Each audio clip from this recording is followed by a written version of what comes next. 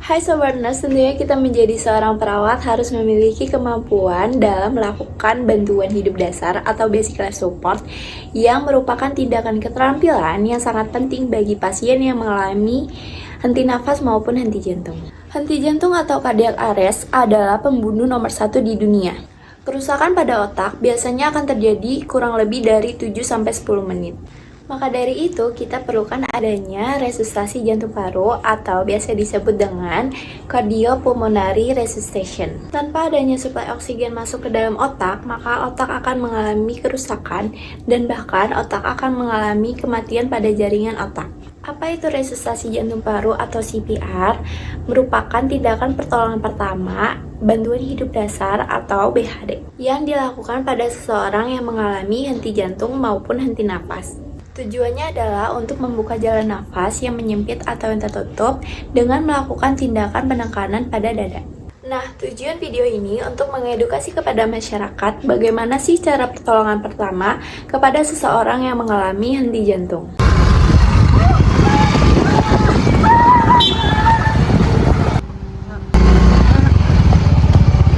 Ya Allah, Mbak.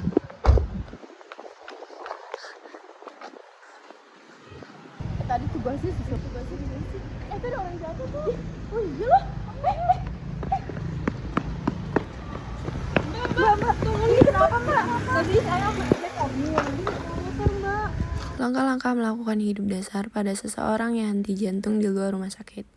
Yang pertama, orang yang melihat atau bersama korban langsung menerapkan prinsip 3A, yaitu aman diri, aman lingkungan, aman korban.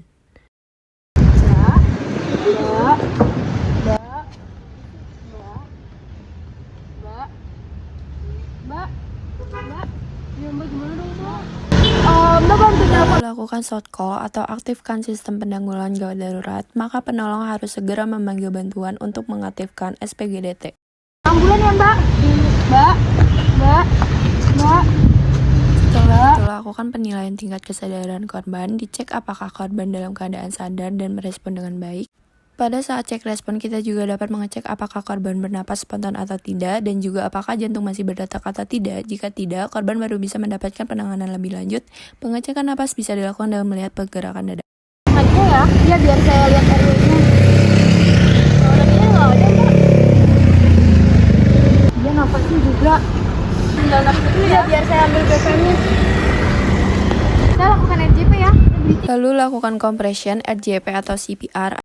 Posisi pasien terlentang atau supinasi pada permukaan yang keras sehingga kompresi jantung di area sternum menjadi efektif.